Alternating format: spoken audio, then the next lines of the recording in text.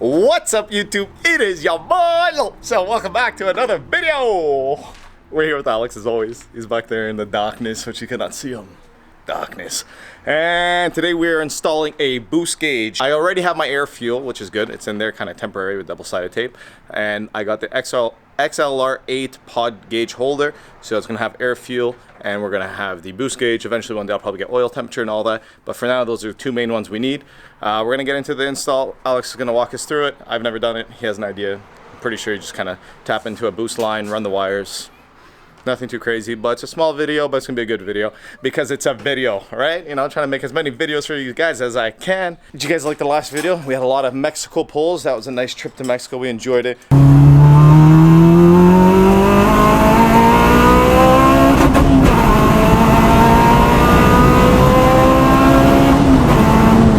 Hopefully one day we'll have some Mexico pulls of Alex's car because it's a beast too. You smiled back there. All right, guys, let's get into the video. Thank you so much for clicking this and watch till the end. You never know, there could be surprises at the end. There's no surprise. Hi, Alex. What's up? Say what's up to the. What's up, man? What's up, man? You fucking loop tubers? All right, let's show them what we got first. All right, so this is the pod gauge holder. It's XLR8. It's insanely expensive for this little piece of plastic, but they are hard to come by.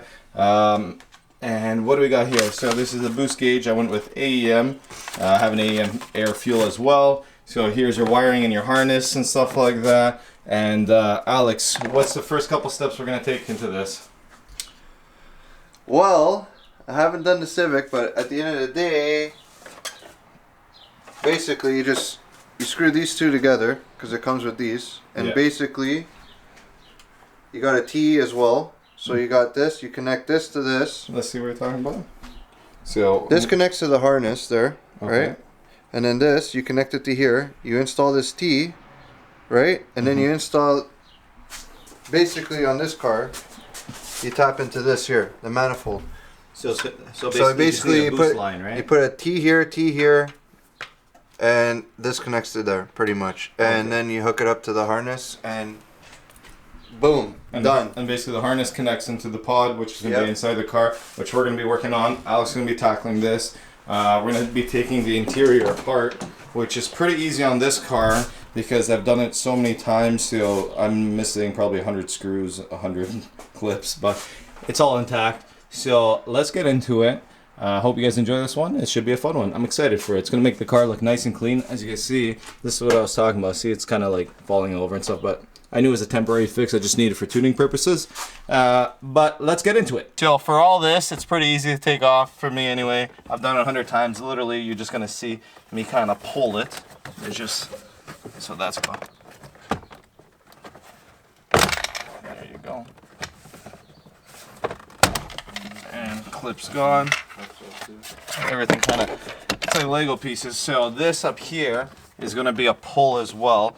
Ideally, I think normally you have a screw here, and there's a couple, and a screw on the opposite side over here. I can't speak today. Opposite side. So for me, it's literally kind of pull and go. And what you want to do also is bring the steering wheel as low as you can, which I have already, but just for you guys. And this is just a bit of a tricky part right here. It's kind of, you just gotta. It's easier to take out than put in, I'll tell you that much. There you go. So you're gonna have wiring over here. As you're gonna have wiring for your, if you have a VSA or push start, so you gotta make sure you take these clips out or else you're gonna rip everything. So take that out, take that out. So that is done. So we thought we had to take this all out, but to the looks of it, you don't. All you have to do is get like a flathead and just you're gonna pop this out and everything just starts popping out all along. So you're gonna watch me do that, and then what you're gonna do is try one corner and go bit at a time and pop it all up, and we'll see how it comes out. Aha! See, we got it out. Let's push this over here. What is this? Is this adhesive? Yeah, it is. So there's a bit of adhesive in here, but it's no biggie. You have the clips on there? Yeah, all clips intact, buddy. So let me just come out and we'll show them what we're doing. Great success! So ideally, you don't have to take this all apart, but we may need to for wiring and running the wiring purposes. It may actually work out, so it's easy for me. I'll show you what I end up doing afterwards, so you guys will see it anyway. But let's go. So Alex, we are basically taking the clips out from the old kind of little part there. I don't even know what this would be called, do you?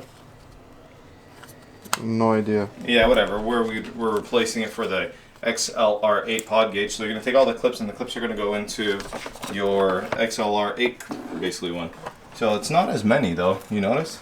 So this is the boost gauge, which, you know, I've wanted to it's kind of surreal now, finally getting the boost gauge in. So it's going to sit like this, the boost gauge, and the clips are going to go from behind, and we're just going to clip it in. And there goes another clip. We are basically replacing the hose that was there, and we're replacing it with the one that comes with the boost gauge, and which is a lot tighter. And now run it through this maze of wires. You guys, whoever like tuck wires and everything within this bay, I give you guys credit, because there's like 1,000,005 wires in here, and they're crisscrossing everywhere. Jesus Christ. And we're trying to run it basically towards the firewall area, right, Alex? Yeah. So this is where the T comes into play. So you're going to put the hose that came with the kit into the manifold, and then the other hose that comes with the Kraftwerks kit is here, and they're going to cut it, basically put the T bracket, and then it runs both, and that's basically how it reads its boost. Look what beast is out here. Holy shit. Look at this thingamajiggy. Nice car, bod. Look at this thing. Holy shit. Guys, I'm trying to get a review or even a video of this thing. He's being a pain in the ass. He thinks it's not ready. Everyone in the comments down below, let him know it's ready. It's ready for a review. It's ready for... You guys, there's so much shit done to this you guys don't even know. And it's not my decision to disclose it. It's Alex's. But even if we do a video on it, you guys would really like it. Trust me. This thing's a beast. So, Alex and I were debating on what basically hardware to get to put all along here. They're just original bolts. I painted this black. If you guys haven't seen it, I did it on Instagram. It was in my story. I didn't really make a video on it, but if you guys ever want anything about it, just message me. I'll let you know. This is spray paint, and it actually turned out amazing.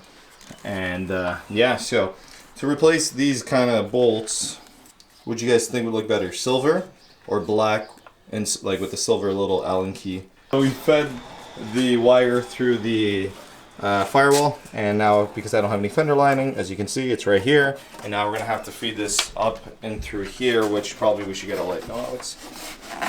So that made life a little easier. And if you guys are asking why I don't have fender lining, the carbon fenders are wider, the arches are bigger, so it does not fit.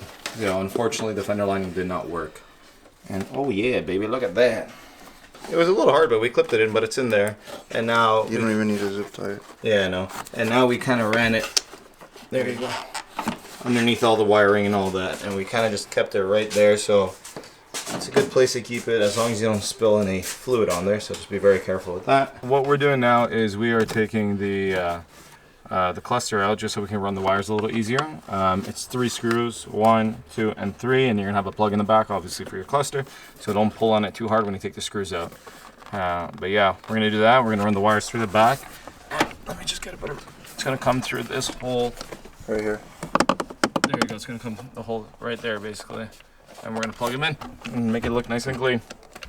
We got them in. They're a pain in the ass, not gonna lie, but we got them in. We made sure they were straight. Now we're clipping it all back in. Let's hope it all clips in properly. It's clipped in. That's it. So I guess that's the fitment, huh? Yeah. It's not the best fitment, but it's not horrible. Not bad. Right? Like this could have been a little tighter here, but it does the job. It looks sick. Yeah, and it looks really good, nice and clean. Better than a whole bunch of pod gauges everywhere. Looks sick. Me gusta. Me gusta también.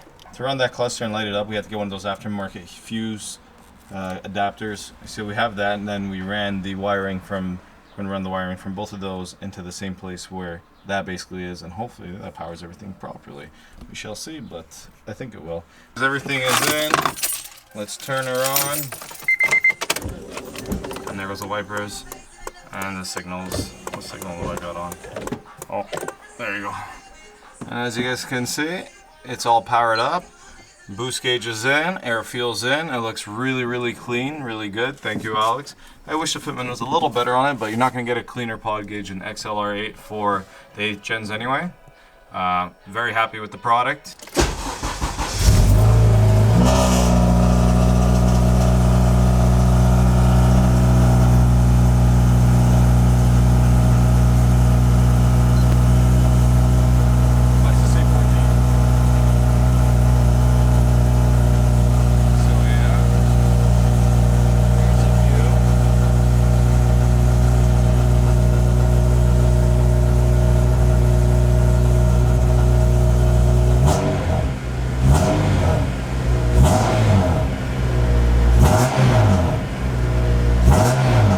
There it is, the boost gauge install. We already had the air fuel in there. Before Alex runs away, say bye to Alex, bye. Well, yeah, so the camber arms are in. So I went to a company, they put the camber arms in. We got to do an alignment, which we are doing today. They are in. The ride height is great. Just need alignment because the toe is probably a little off, and I don't want to burn through these tires unless I'm on the track, which is happening. I know I say it all the time, but this is the truth. Everything's in, everything's ready. Thank you so much for watching, guys. Subscribe, do it once, do it right. Peace out.